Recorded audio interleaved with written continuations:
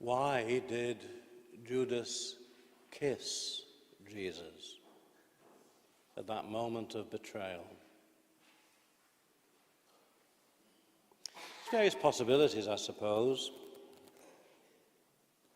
On one hand, it was dark in the garden, a few lanterns, but hard to make out who was who. And perhaps the soldiers who came with Judas said, "How will we recognize him? How will we know which one to arrest?" And so Judas says, "I'll get up close."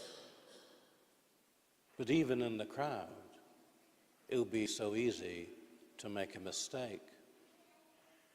Perhaps he said, "I'll give him a kiss, and then you'll know it's him." It's possible. It's only Matthew and Mark and Luke who speak of Jesus being kissed by Judas. But there's a detail in Matthew's Gospel that the others don't tell. Judas comes up to Jesus and kisses him, and Jesus says, "Friend, do what you have to." Judas has said, "Greetings, Rabbi."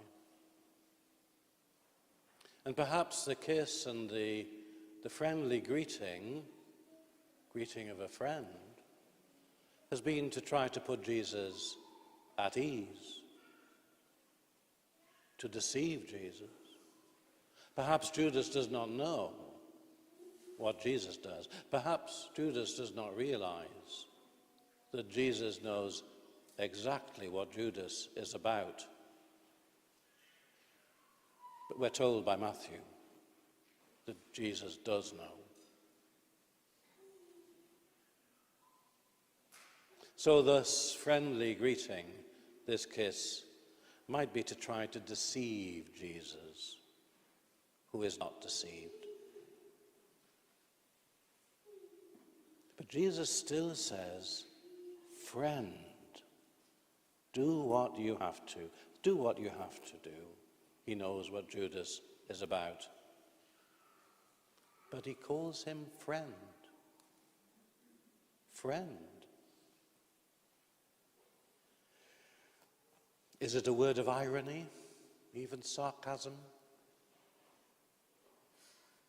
Or is there something deeper still?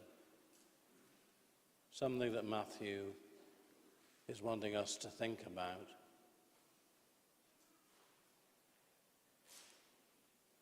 I'm sure you've wondered, I certainly have, most people do, what happens to Judas in terms of the gift of eternal life? He despairs, he takes his own life. But what happens to Judas? And there in the heart of the betrayal, where Jesus knows exactly what Judas is going to do, Jesus calls him friend. I think we're told this to help us reflect upon our own sins, our own waywardness, our own betrayals, our own moments of turning away from God, those times when we are indifferent to the things of God, those times when we are even rejecting them.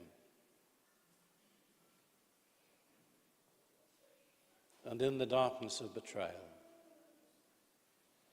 Jesus calls us friend.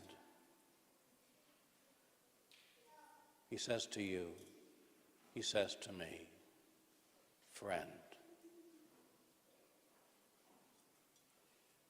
Somehow, it is to make us truly understand that he comes to rescue us, he comes to save us, not because we are good, not because we do the right thing, not because we are faithful disciples. He comes to us because we're sinners. He comes to us because we deny him. He comes to us because we betray him. And he calls you friend. He calls me friend.